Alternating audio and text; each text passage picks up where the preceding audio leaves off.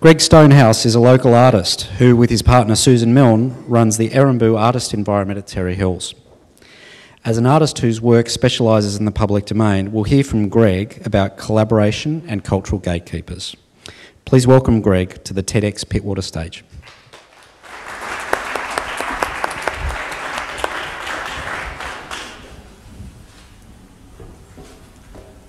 Collaboration refers to small groups of performers who work underground. They undermine, they violate trust, they collude. That's collaboration. And you have to be suspicious when people say it was a harmonious and equal exchange. You have to look, which name came first? Which CV was the most impressive? That's the nature of collaboration. And it's all about a battle of the pronouns. If I say I, it's exclusive. If I go to the third person, they and them, either I'm rejecting or I'm powerless. They'll never understand us. If I use the word we, it refers to the collective, we, or am I just bringing you along when it's not really ours, it's mine? Now, if you are confused by all of this pronoun stuff, it's because you're them. They'll never understand. But I prefer to see you as, you're one of us. We're all in this together. This is the nature of collaboration.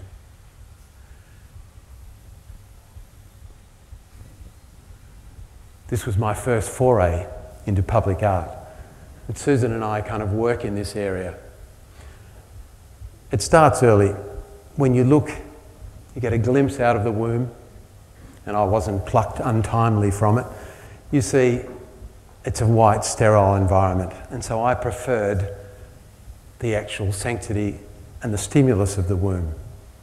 It was only until I saw the forceps, which really I thought were just an interesting sculptural object, that it beckoned me forward. But imagine my horror when I went into that world and I saw these masked intruders glaring back at me. And that's the kind of the nature of our first foray into public art. You realise with public places that they're not a frozen, still life kind of painting. They are beautiful, but they're about a shared experience. It's about dogs winding themselves around light poles. It's about my grandfather who used to tip his hat to everyone that passed him when he was sitting. These are the natures of our kind of public places. And what is it about a public place that we can do what we like. We're free to do as we wish, as long as we conform. Because public spaces give us all kinds of indications of what we can do. We have signs advising us on the consumption of alcohol. We have protrusions on seats to prevent sleeping and skateboarding. We have the CCTV, which celebrates the selfie. And we also have signs that tell us how long we can kiss our partner or kid before we have to ride off into the sunset. This is the nature of our collaborative spaces. Now, we do welcome the unexpected, as long as you look to the left. That was well done. As long as you look to the left and the right, you can do whatever you like. Ed Woodham, the director of Art and Odd Places from New York, put on his ghillie suit and took a Saturday morning stroll down Bellingen on the mid-north coast. Now, there's no rule that says that you have to stop at a pedestrian crossing for a ghillie monster, but they did.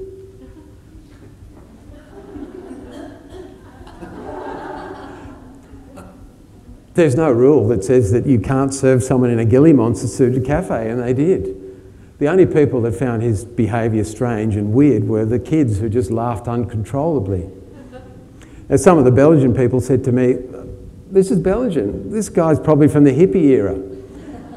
And he hasn't quite cut his hair yet." But we expect this kind of behaviour. We like it.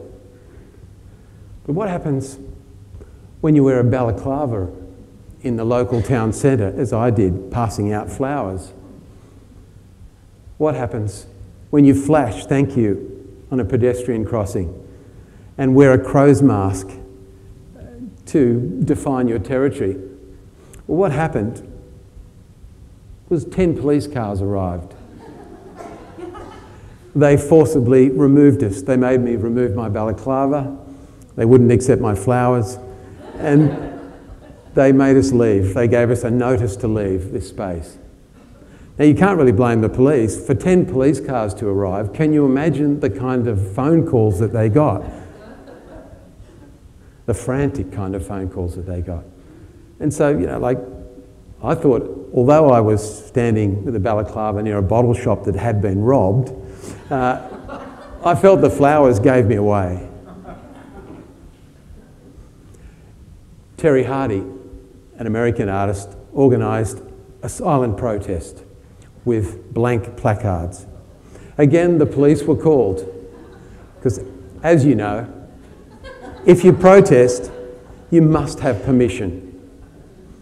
These are the natures and explorations of public space, and what we take for granted as a free democratic activity is brought into question. My first collaboration happened in the 1980s when I made all these golden balls and suspended them from a cliff. And other artists, we had hundreds and hundreds of them, and we made all these installations on the beach. What was interesting, at night time, all of the locals came down to see where the aliens were hatching. So if you think about it, that's quite brave if you believe that aliens are hatching. So public space has that wonderful kind of foray into the public, and they encounter it. They're not invited. So when Susan Milne and I collaborated, it was easy at first on ephemeral projects, and then through our public art kind of works that we do. And this collaboration, we don't reveal how it's done, because in the early time of our collaboration, people tried to take the bits out of it. Oh, you did this bit and she did this bit. And it was kind of forgetting that as a collective work, there are a lot of people involved. There's a lot of people involved in this kind of collaboration. There were school kids involved with this one. They did the designs on these origami horses. So this is part of that collaborative process. You want to be careful about giving away your secrets. When our fabricator refers to this bridge as his bridge, he's really not negating our role in it. He's just signifying the importance of his contribution. And it's perfectly fine for him to do that. When Susan and I went to New York, Susan was making a comment on the perfect body, and we've heard that explored in a number of talks today.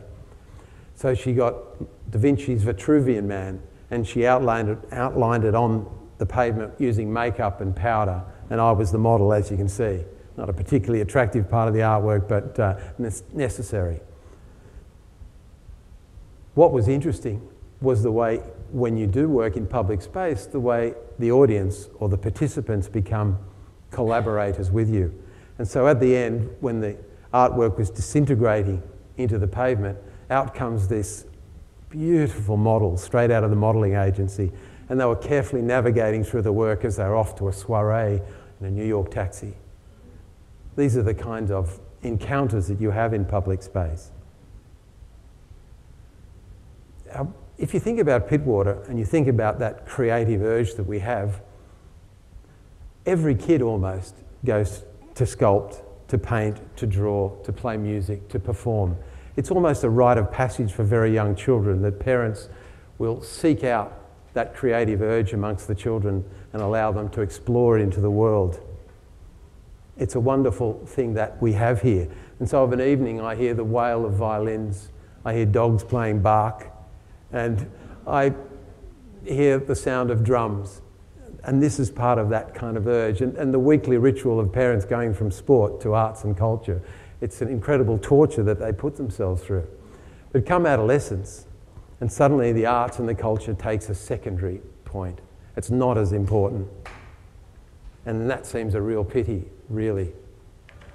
Suddenly, arts has to be almost subdued by a career path, a trajectory that a child must do for the next 35 years. And so what happens then in that kind of... We have a whole generation of adults, I'm not including you here, who have dormant creative powers that were once flourished knee-high, but in the serious world of the grown-ups, they don't seem to have that opportunity anymore. And therein lies the rub. My farming neighbour, who left school at 13, farmed all of his life, and dairy farming, so you'll know how hard that is. Suddenly, recently, 10 or 20 years ago, he looked into the river and he suddenly saw the sky. His whole world shifted and he started taking photographs. And they're beautifully refined photographs. They're aesthetically fantastic. They have that artist preoccupation with reflection. And I said to him, you know you're an artist. And he goes, rubbish, don't call me an artist. And I said, well, what about these photographs? And he's taken hundreds of them. Oh, I'm not an artist. It made me realise that artists are perceived as the gatekeepers to imagination, and they shouldn't be. They're not. We all here, and see how I'm including we as the collective. I'm not manipulating you here. We are all part of the creative people in this community. It's so important. We're an integral part of it. Our voices, it's very important that they resound, that we have that opportunity to create. Just as the Burmese monks are nurtured by their community, we should nurture our artistic voice and our artists. Now, I'm not saying that the artists should come around with bowls and get lots of artist materials put into them, but when you ask the Burmese about the monks, they don't see the monks as being too reliant upon the community. It's a relationship that they've built. Because if you think about it, the community itself is a creative organism. And it's very important that that is nurtured. And that's within us all. So we need to take the capital A out of the word artist. We need to stop separating the word artist from our vocabulary. These are some of the statements that I've heard and encountered, and they really show the separation of art from the community. They either put the artist on a pedestal or they reveal difficulties. And I'll read them as they were said to me, and there are many tones of voice. And one of them is the most dramatic. One of them, you're so lucky to be an artist. So you're an artist? Show me, draw something. I don't have a creative bone in my body. Always so melodramatically and creatively put. It's all right for you, you're an artist. We need creative spaces. We need spaces to breathe, not just the encounters in public places. And where Susan and I have worked and initiated this program, Eramboo is one of these important places. It's on 3.5 acres. And how often when you go to a garage sale, do you end up buying the garage? And that's what happened. And we bought the license for the garage because the Department of Lands owned the land, but it had this incredible rich infrastructure. It had a flagpole, a shed, a caravan, a dam, and dysfunctional wildlife. So the wallabies would often go up to McCar's Creek Road and play Russian roulette with the cars, and the lyrebirds were more intent upon kind of imitating power tools than they were the birds. That's what we kind of inherited. And these slides show some of the things that have happened. Eramboo was once part of the international school and was part of Bill Eason's vision where he wanted to take kids out of the classroom and put them into the environment. So he felt that the classroom was a place where you had rows of seats and the window was the frame where the child really focused all of their energy. Now he'd be probably horrified that the child refocuses their energy back into the iPad and the tablet. But for him, Eramboo was an important physical place. So one day when Susan was having her classes, the Department of Lands came down at that time in a previous government and they decided to evict us. The guy arrived and he thought, oh, there's something happening here. There's artists at work. There was a students' class happening. He came down and he said, he made an announcement. He looked around and saw what was happening. He said, the government is rationalising its asset, realising its asset. He said, but from what I can see here, the government is already realising its asset. And so he advised us to put in a business plan, and Eramboo, from that day forward, or from when we submitted that, it became an artist environment.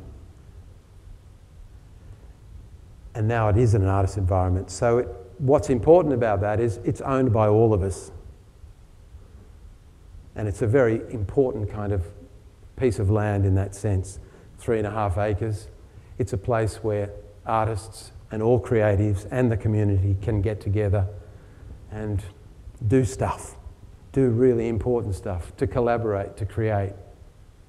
It's a really kind of vital part of it. And if you think about it, 30,000 years ago, the first peoples were picnicking at Eramboo and around that area.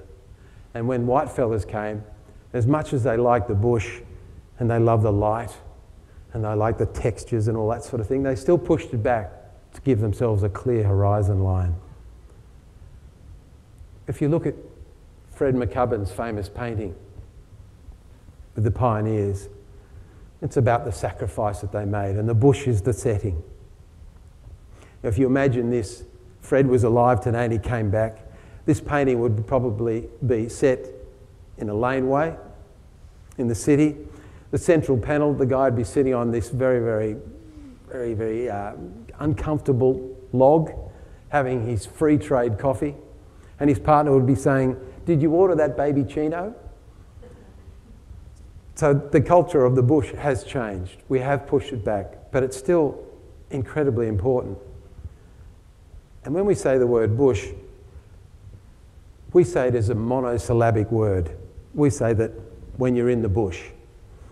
When someone came to me and said, oh, drove along the east coast and all I saw were miles and miles of bush. We know, especially in Pittwater, about the incredible subtleties of it. The grasp of the angophoras, the way the trees use the rocks to grow. Those spiky, prickly bushes that have found themselves out of health campuses and into the bush here.